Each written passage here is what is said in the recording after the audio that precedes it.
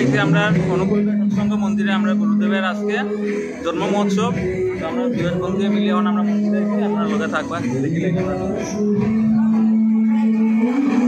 আমরা এখন যাইলাম সৎসঙ্গ আশ্রমে, আমরা গুরুদেবের আশ্রমে।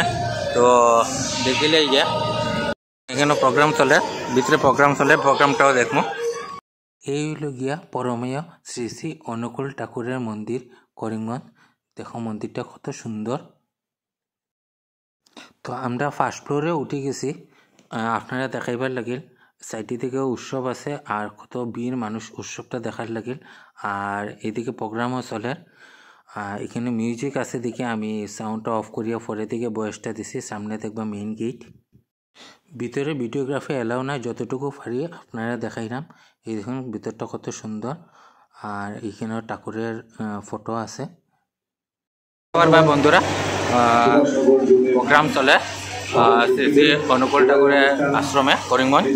তো আমরা আই গেছি এখানে প্রোগ্রামের এখানে। তো মিউজিকের লাগিল কিছু জিনিস দেখাইতে পারলাম না, কারণ কপিরাইট এই যাইব। তো এখন মিউজিকটা নাই, তো একটু দেখাইলাম, যতটুকু পারি অতটুকু দেখাইলাম। বাকিটা একটু কনসিডার করি লইবা, মিউজিক আইলে কপিরাইট এই যাইব। তো সব কিছু দেখাইতে পারলাম না।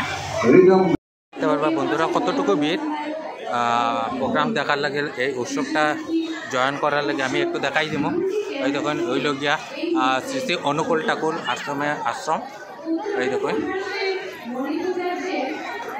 আর ও সাইডে হইল গিয়া প্রোগ্রাম চলে, সবে প্রোগ্রাম এন্ড উৎসবে আইয়া কত ফুর্তি করে, আমি একটু দেখাই দিব। আর ও সাইডে হইল গিয়া রিসেপশন, আর ওদিকে হইল গিয়া বর্গ সংগ্রহ উৎসব কার্যালয়, আর এটা হইল গিয়া মেইন গেট।